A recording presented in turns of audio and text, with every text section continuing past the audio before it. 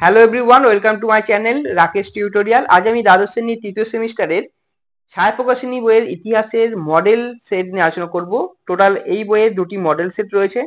আর তোমরা জানো যে এই বই থেকে সমস্ত অধ্যায় নিয়ে আলোচনা করা হয়েছে, শুধুমাত্র চ্যাপ্টার 5 বাদ দিয়ে বাদ বাকি সমস্ত অধ্যায় নিয়ে আলোচনা করা হয়েছে। চ্যাপ্টার 5ও আমি খুব তাড়াতাড়ি করে আলোচনা করব। তার আগে তোমরা অনেকে রিকোয়েস্ট করেছিলে যে স্যার মডেল প্রশ্নপত্র নিয়ে আলোচনা করলে ভালো হয়। যাদের ইতিহাস বিষয়টি রয়েছে তারা ভিডিওটি অবশ্যই গুরুত্ব সহকারে দেখো, বা যারা এসএল এসএসটি বা এসএসসি পরীক্ষা দিচ্ছ তাদের জন্য ভিডিওটি খুবই গুরুত্বপূর্ণ। যদি ভালো লেগে থাকে তাহলে অতি অবশ্যই লাইক করবে, কমেন্ট করবে, বন্ধুদের মধ্যে শেয়ার করবে। আর যদি চ্যানেল নতুন হও তাহলে অতি অবশ্যই সাবস্ক্রাইব করবে। আর যারা আগে থেকে সাবস্ক্রাইব করেছে তাদেরকে অসংখ্য ধন্যবাদ। তাহলে চলো শুরু করা যাক আজকের আলোচনা।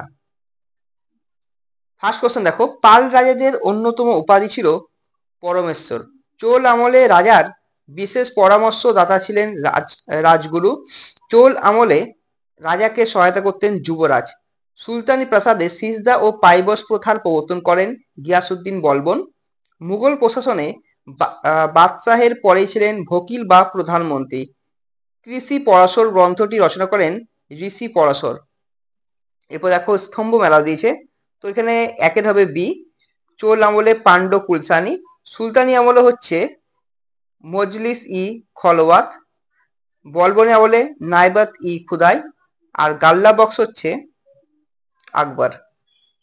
8 নম্বর দেখো যুক্তি বিবৃতি দিয়েছে এখানে। তো মোহাম্মদ বিন তুগলকের আমলে ইকতার ওপর সরকারি নিয়ন্ত্রণ বৃদ্ধি পেয়েছিল, এটা সত্য। আর তিনি ইকতার প্রশাসনিক দায়িত্ব থেকে সেনাপতিদের সরিয়ে দেন, এটাও সত্য। কারণ এই যে মোহাম্মদ বিন তুগলকের আমলে ইকতার উপর সরকারি নিয়ন্ত্রণ বৃদ্ধি পেয়েছিল বলেই তিনি ইকতার যে প্রশাসনিক দায়িত্ব রয়েছে সেখান থেকে সেনাপতিদের সরিয়ে দেন। শাসনকাল অনুযায়ী সঠিক ক্রমটি দেখো। তো এখানে বিজয়নগর সাম্রাজ্যের যে শাসকগণ ছিলেন, প্রথম হচ্ছে প্রথম হরিহর, তারপর বুক্ক, তারপর দ্বিতীয় হরিহর, তারপর প্রথম দেবরায়। মনসব কথা অর্থ হলো পদমর্যাদা। ভারতে আগমনকাল অনুযায়ী পর্যটকদের সঠিক ক্রমটি হলো প্রথমে আলবিরনি আসেন, তারপর মার্কোপোলো, তারপর ইবন বতুরা, তারপর নিকোলা কন্টি। আচ্ছা, এই যে এগুলো কে কোন সালে এসেছিল, আমি এর আগের যে টেস্ট পেপারে যে আলোচনা করা ছিল এটা কিন্তু সেম মডেল টেস্ট পেপার থেকে টেস্ট পেপার পাওয়া গেছে। তো টেস্ট পেপারের সালগুলো আমি লিখেছি, তোমরা দেখে নেবে ওখান থেকে। Set number 6। পরে 12 নম্বর প্রশ্ন দেখো, সুলতানি আমলে সুতি বস্ত্রের নানা ভাগ ছিল। মিহি সুতি বস্ত্রকে বলা হতো মসলিন। ঢাকার মসলিন খুবই বিখ্যাত। দেখো এখানে স্তম্ভ, গুলবদন বেগম যিনি রচনা করেন হুমায়ুন নামা। আব্দুল হামিদ লাহোরি যিনি রচনা করেন পাকশাহ নামা। বাবর রচনা করেন তুজুক ই বাবরি বা বাবর নামা। আবুল ফজল রচনা করেন আইন ই আকবরী। এরপর নেক্সট কোয়েশ্চন দেখো 14 নম্বর, বার্নিয়ে রচিত ভ্রমণ বৃত্তান্তটি হলো ভয়েজেস। গুলরখি ছদ্মনাম নিয়েছিলেন রফি উদ্দিন সিরাজি। এরপর পরের কোয়েশ্চন দেখো, ভক্তি ধর্মের আদি প্রচারক ছিলেন রামানুজ। হিন্দি সাহিত্যের অমূল্য সম্পদ হলো কবির রচিত দোহা কবির। জ্ঞানদেব রচিত গীতাভাষ্য যে নামে পরিচিত তা হলো জ্ঞানেশ্বরী। সুফি ধর্মের অনুগামীদের বলা হতো ফকির। আরব দেশে সুহারাবর্দী সম্প্রদায়ের প্রতিষ্ঠা করেন শেখ সিহাব উদ্দিন সুহারাবর্দী। রামানন্দের শিষ্য ছিলেন কবির। বাংলায় চিস্তি ভাবধারার প্রসার ঘটান সিরাজ উদ্দিন আখি সিরাজ। আসাম অঞ্চলে বৈষ্ণব ধর্মের প্রধান প্রচারক ছিলেন শঙ্করদেব। বিজয়নগর রাজ্যের প্রথম রাজবংশটি হলো সঙ্গম বংশ। নেক্সট কোয়েশ্চেন দেখো, পায়েজের বিবরণ অনুযায়ী বিজয়নগর রাজপ্রাসাদে কর্মরত নারী সংখ্যা ছিল প্রায় 12,000। বিজয়নগর রাজ্যের সভাকবি ছিলেন অল্লসনি পেদ্দনা, সতে পেদ্দনা বলে। এরপর দেখো 27 নম্বর ম্যাচিং হচ্ছে 1-এর এ। সায়নাচার্য হলো প্রথম হরিহর। 2-এর বি, 3-এর সি, 4-এর ডি। তো এখানে নিকোলা কন্টি দ্বিতীয় দেবরায় আমলে আসেন। আর তুঙ্গভদ্রা ও হরিদ্রা নদীতে বাঁধ নির্মাণ করে প্রথম দেবরায়। যাই হোক, এবার 28 নম্বর দেখো কি রয়েছে। 28 নম্বর কোশ্চেন, বাহমনি রাজ্যের প্রতিষ্ঠাতা বাহমন শাহ। ট্রু, তারপরে ফলস, তারপরে ফলস। বাহমনি রাজ্যের শ্রেষ্ঠ শাসক কে ছিলেন, তোমরা এটা কমেন্ট করে জানাবো। এটা অনেকবার টেক্সট পেপারে রয়েছে, তাছাড়া টেক্সট বুকের মধ্যেও অনেকবার রয়েছে। এটা তোমরা এটা কমেন্ট করে জানাবে। এই বংশের শাসক মোহাম্মদ শাহ বরঙ্গল রাজকে পরাজিত করে গোলকুন্ডা অধিকার করেন। এটা ভুল।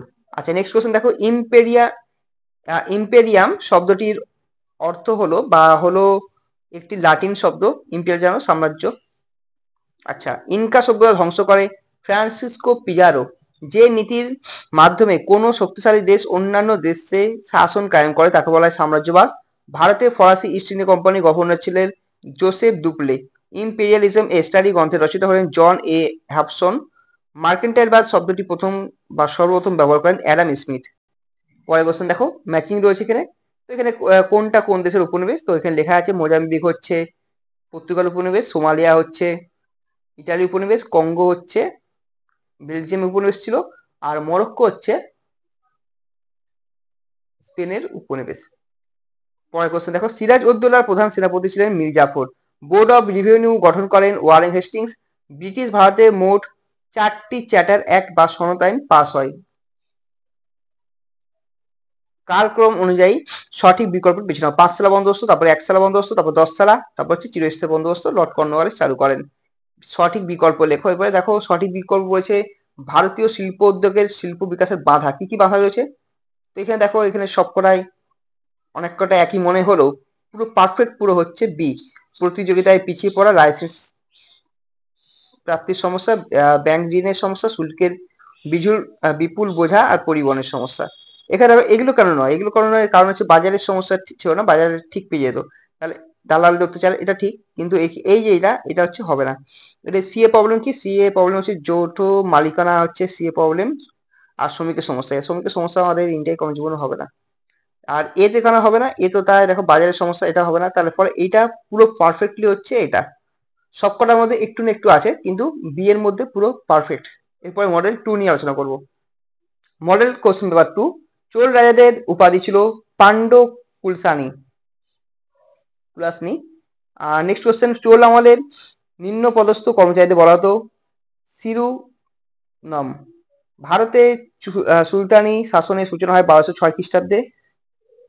সুলতানি আমলে বারিদ ই মামলিক নামে পরিচিত ছিল গুপ্তচর বিভাগ। মুঘল প্রশাসনের প্রধান বিচারককে বলা হতো কাজী উল কাজাত। রাষ্ট্রকূট শাসনে গ্রাম ছিল সর্বনিম্ন স্তর। এই গ্রামে শাসনভার পরিচালনা করতেন গ্রাম প্রধান। ম্যাচিং রয়েছে দেখো। তো এই ম্যাচিং এখানে এই হবে সঠিক উত্তর। বিবৃতি কি কি দিয়েছে দেখো, সুলতানি আমলে নারীদের কম বয়সে বিয়ে হতো, এটা ঠিক। তারা একান্তভাবে স্বামীর অনুগত ছিল, এটাও ঠিক। এই সমাজে বাল্য বিবাহ, জহর ব্রত, পর্দা প্রথা, বহুবিবাহ, দেবদাসী প্রথা, সতীয় প্রথা মানে এসব প্রচলন ছিল বলেই তো কম বয়সে বিয়ে হতো। তবে যুক্তি ঠিক না ঠিক নয়? দেখো, এখানে যদি বলা হয় যে কম বয়সে বিবাহ হতো, কম বয়সে বিবাহ অন্যতম যদি বলতো দারিদ্রতা বা নিরক্ষরতা, তাহলে ঠিক ছিল। কিন্তু যদি বাল্য বিবাহ বলেছে, বাল্য বিবাহ চলতো, তার জন্য কম বয়সে বিয়ে হতো, মানলাম, কিন্তু সঠিক ব্যাখ্যা নয়। এরপর দেখো রয়েছে আলবিরনি উজবেকিস্তান থেকে এসে, ইবন বতুরা মরক্কো, আর ডোমিঙ্গো পাই এসেছেন পর্তুগাল থেকে। পরের কোশ্চেন দেখো, নির্মাণ কাল অনুযায়ী সঠিক ক্রম অনুসারে সাজাও। এখানে দেখো, এখানে হবে 1 4 2 3, কোনটা আগে কোনটা হয়েছে সালগুলো তোমরা দেখে নেবে। মুঘল স্থাপত্য রীতি যে সময়টিতে আমাদের চরম উন্নতি লাভ করেছে শাহজাহান। ভক্তিবাদের মূল কথা হলো মানুষের সঙ্গে ঈশ্বরের মিলন। যিনি শ্রী চৈতন্যদেবের শিষ্য ছিলেন না, তিনি হলেন বল্লভাচার্য। চিস্তি সম্প্রদায়ের প্রতিষ্ঠাতা ছিলেন খাজা মঈনুদ্দিন চিস্তি। শঙ্করদেব কোথায় ধর্ম প্রচার করেছেন? আসাম। এরপর দেখো, আচ্ছা, কাদেরি সিলসিলার একজন সুফি সাধক ছিলেন মিয়া মীর। সঙ্গম রাজবংশের প্রথম রাজা ছিলেন প্রথম হরিহর, তারপরে বুক্ক। বিজয়নগরের শাসকরা যে সাহিত্যে পৃষ্ঠপোষকতা করতেন তা হলো সংস্কৃত, তামিল, তেলেগু, কন্নড়। 19 নম্বর প্রশ্ন কি রয়েছে দেখে নাও। তো এই কথা দিচ্ছে বাহমান শাসক সুদক্ষ যোদ্ধা ছিলেন, ঠিক। আর বাহমান শাহ গোয়া, বিদর, কোলাপুর, দাভোল ও তেলেঙ্গানা জয় করে, এটা ঠিক। আর সুদক্ষ শাসক ছিলেন বলেই তারা এটা করতে পেরেছেন। এবারে 20 নম্বর ম্যাচিং রয়েছে, এটা এই হবে অ্যান্সার। 21 নম্বর কি বলেছে দেখো, সাম্রাজ্যবাদ হলো কোনো একটি দেশের দ্বারা অন্য দেশের উপর প্রকাশ্য বা অপ্রকাশ্য, প্রত্যক্ষ বা পরোক্ষ নিয়ন্ত্রণ প্রতিষ্ঠা। এর কথা বলেন কে? চার্লস হজেজ। ফ্রান্সের উপনিবেশ ছিল দেখো চন্দননগর, টিউনিসিয়া, মরক্কো। আরটা হচ্ছে আলজেরিয়া। নতুন বিশ্ব ধারণা করে থেকে এসেছে আমেরিকা। মার্কেন্টাইল মূলধন এটা হচ্ছে বাণিজ্যিক পুঁজি। সাদা চামড়ার দায়বদ্ধতা, এটা হচ্ছে রুডইয়ার্ড কিপলিং। আর যোগ্যতমের উদ্বর্তন হচ্ছে চার্লস ডারউইন। এরপর সঠিক ক্রম বলেছে উপনিবেশ প্রতিষ্ঠা, সাম্রাজ্যবাদের প্রতিষ্ঠাতা, বা এরপর সামুদ্রিক অভিযান। এটা প্রথমেরটা কোনো মতেই হবে না, কারণ উপনিবেশ প্রতিষ্ঠা লাস্টে হয়েছে। তাহলে এখানে কি হবে, কি সামুদ্রিক অভিযান। সামুদ্রিক অভিযানের পরে কি হয়েছে, উপনিবেশ প্রতিষ্ঠা করেছে। উপনিবেশ প্রতিষ্ঠা করার পরে কি হয়েছে, সাম্রাজ্যবাদের সূচনা। আর তা থেকেই উগ্র সাম্রাজ্যবাদ, তারপরেই প্রথম বিশ্বযুদ্ধ শুরু। অন্ধকারাচ্ছন্ন মহাদেশ বলা হয় আফ্রিকা মহাদেশকে। ইন্টারনাল কলোনিয়ালিজম গ্রন্থটি রচনা করেন মাইকেল হ্যাচার। ফরাসি ইস্ট ইন্ডিয়া কোম্পানির প্রতিষ্ঠাতা ছিলেন জাঁ ব্যাপটিস্ট কোলবার্ট। বাংলার শেষ স্বাধীন নবাব ছিলেন সিরাজ উদ্দৌলা। বাংলায় 76 বর্মন্তর হয় 1770 খ্রিস্টাব্দে, আর বাংলায় হচ্ছে 1176 বঙ্গাব্দে। আমিনি কমিশন গঠন করেন ওয়ারেন হেস্টিংস। কর্নওয়ালিস কোড সংকলিত হয় 1793 খ্রিস্টাব্দে। চিরস্থায়ী বন্দোবস্ত চালু করেন লর্ড কর্নওয়ালিস। আর এখানে বিভিন্ন রকম দিয়েছি, দেখেন এটা অপশন ডি হবে। এরপর দেখো 34, এটা অনেকবার টেস্ট করা ছিল, তো এটা আমি আলোচনা করছি না। 34 এ 35 এর কি বলছে দেখো, ভারতে প্রথম কাপড়ের কল স্থাপিত হয় 1853 খ্রিস্টাব্দে। জলপাইগুড়ি টি কোম্পানির প্রতিষ্ঠাতা ছিলেন জয়চাঁদ সান্যাল। পরে কোশ্চেন, সঠিক বিকল্প নির্বাচন করো। 19 শতকে দ্বিতীয়ার্ধ থেকে ভারতীয়দের উদ্যোগে এদেশে বস্ত্রশিল্পের সর্বাপেক্ষা উন্নতি দেখা যায়, ঠিক। এর ফলে ভারতের বস্ত্রশিল্পের ক্ষেত্রে অবশিল্পায়ন ঘটে, এটা ভুল। 38 কি বলছে দেখো, ব্রিটিশ শিল্পপতি ও ভারতের ইংরেজ বণিকরা ভারতীয় মালিকানায় এদেশে আধুনিক শিল্প গড়ে ওঠার বা গড়ে তোলার পক্ষপাতী ছিলেন না, কারণ তাদের মতে এর ফলে ভারতের বাজার ও কাঁচামাল তাদের হাতছাড়া হবে। স্বার্থপর।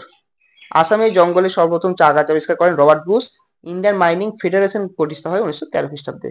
তাহলে এই ছিল আমাদের আলোচনা। দেখা হচ্ছে নেক্সট ভিডিও নতুন কিছু টপিক নিয়ে। আর আমি চেষ্টা করব সাতটা পাবলিকেশন বা প্রান্তিকের যে মডেল প্রশ্নপত্র রয়েছে সেগুলো নিয়ে আলোচনা করার জন্য। আর খুব শীঘ্রই আমি তোমাদের চ্যাপ্টার 4 এবং চ্যাপ্টার 5 এর একটা ফ্রি পিডিএফ দেবো।